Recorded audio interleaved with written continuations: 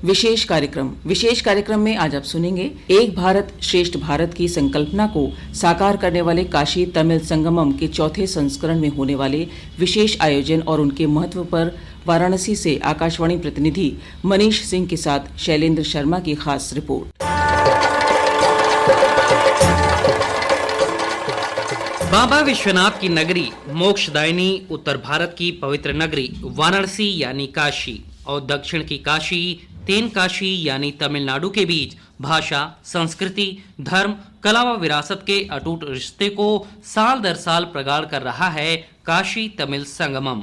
प्रधानमंत्री नरेंद्र मोदी के एक भारत श्रेष्ठ भारत की संकल्पना को सुदृढ़ करने वाली इस पहल का इस साल चौथा संस्करण है। 2 दिसंबर से 15 दिसंबर तक चलने वाले इस आयोजन की इस बार की थीम है तमिल कारकलाम यानी आइए तमिल सीखें, जिसका उद्देश्य भारतीय भाषाओं की एकता को बढ़ावा देना और तमिल भाषा के ज्ञान को देश के अन्य हिस्सों में फैलाना है।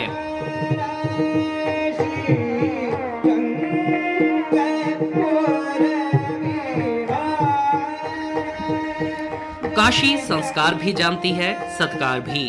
काशी विद्वता से युक्त है तो व्यवहार कुशल भी है। ये बात काशी तमिल संगमम के पहले के 3 संस्करणों के प्रभाव के रूप में सबके सामने है और उसी भाव को नए स्तर पर ले जाने का काम इस बार फिर से हो रहा है। इस बार तमिल संगमम में तमिल भाषा सीखने, अध्ययन यात्राओं और विभिन्न सांस्कृतिक कार्यक्रमों पर खास ध्यान दिया जा रहा है। प्रधानमंत्री नरेंद्र मोदी ने भी मन की बात कार्यक्रम में इस आयोजन की महत्ता और श्रेष्ठता का जिक्र करते हुए कहा कि विश्व की सबसे पुरानी भाषा और दुनिया के सबसे प्राचीन शहरों में से एक का संगम अपने आप में अद्भुत होता है।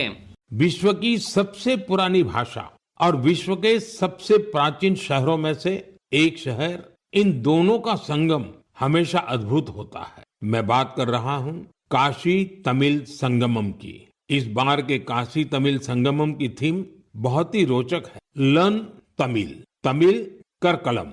काशी तमिल संगमम उन सभी लोगों के लिए एक महत्वपूर्ण मंच बन गया है जिन्हें तमिल भाषा से लगाव है। 2 जीवन शैली, विविधता, विचार, महापुरुषों की गाथा, विकास, बदलाव का मिलन है काशी तमिल संगमम।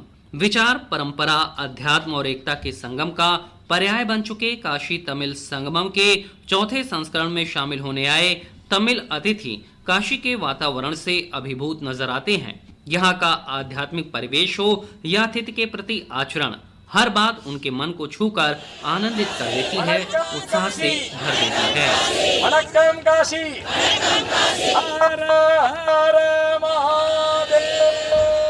इस आयोजन की महत्ता साल दर साल बढ़ती जा रही है। मुख्यमंत्री योगी आदित्यनाथ ने काशी के नमो घाट पर उद्घाटन समारोह में इसकी उपयोगिता को बताते हुए कहा कि काशी तमिल संगमम का आयोजन उत्तर और दक्षिण भारत की सांस्कृतिक, शैक्षिक, आर्थिक और आध्यात्मिक साझेदारी को सशक्त करते हुए भारत के उज्जवल भविष्य के नए द्वार खोल रहा है।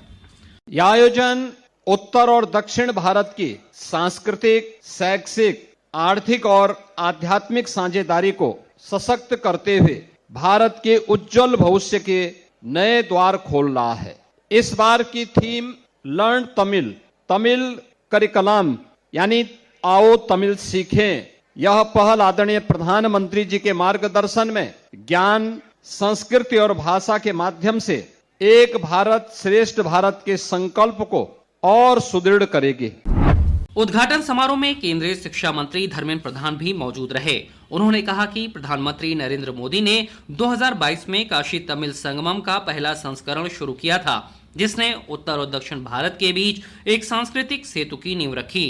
हर वर्ष इस आयोजन ने इस सूत्र को और मजबूत किया है। हमारी भारत में कोस कोस पर पानी बदलता है और 4 कोस पर वाणी बदलता है। हमारी बहुभाषी आयाम हमारी भारत को एकता में बांधने का एक रूप दिया है। पूर्वांचल से जाके अगर पश्चिम उत्तर प्रदेश में जाओ, कम से कम 25 प्रकार की बोली का फर्क मिलता है, लेकिन सभी में समानता है। काशी तमिल संगमम के तहत वाराणसी के नमो घाट पर केंद्रीय संचार ब्यूरो द्वारा चित्रों की प्रदर्शनी का केंद्रीय सूचना एवं प्रसारण राज्य मंत्री डॉक्टर एल मुरुगन ने उद्घाटन किया। इस प्रदर्शनी में काशी और तमिलनाडु की महान विभूतियों के जीवन दर्शन को संजोया गया है। इस मौके पर केंद्रीय राज्य मंत्री ने कहा कि काशी तमिल संगमम प्रधानमंत्री की प्रेरणा के कारण संभव हो रहा है। अब की बार ये चौथा संस्करण है जिसमें कई नई चीजें हो रही हैं। उम्मीद है कि ये संस्करण आपसी संबंधों को और मजबूत करेगा। प्रधानमंत्री माननीय श्री नरेंद्र मोदी जी का इनिशिएटिव है, उनका खुद का कॉन्स्टिट्यूंसी में इधर से हर साल एक नया कॉन्सेप्ट लेके हमारा काशी तमिल संगम आगे बढ़ रहे हैं। इस साल एक नया चीज है, तमिल करकलाम, हम तमिल सीखेंगे। ये एक बहुत बड़ा कार्यक्रम है, ये काशी तमिल संगम एक भारत श्रेष्ठ भारत के एक और माइलस्टोन है। काशी तमिल संबंध सिर्फ कहने के लिए नहीं है, बल्कि ये जीवन, संस्कृति, घाट, संगत, परंपरा, विचार और विश्वास का आधार भी है। बनारस के केदार घाट और हनुमान घाट पर होने वाले विविध आयोजनों के साथ ही नमो घाट पर होने वाले सांस्कृतिक कार्यक्रमों में इन दो संस्कृतियों की समृद्ध कला परंपराओं की विशिष्ट झलक देखने को मिल रही है। इस सांस्कृतिक, शैक्षणिक और आध्यात्मिक संगम में तमिलनाडु से 1400 से अधिक प्रतिनिधि 7 विभिन्न श्रेणियों में काशी की यात्रा पर आ रहे हैं। इन्हें वाराणसी, प्रयागराज और अयोध्या के विश्वविद्यालयों, विरासत स्थलों, मंदिरों, शिल्प समूहों और ज्ञान संस्थानों के दौरों के साथ साथ विद्वानों, छात्रों, कारीगरों और स्थानीय समुदायों के साथ बातचीत का मौका मिलेगा।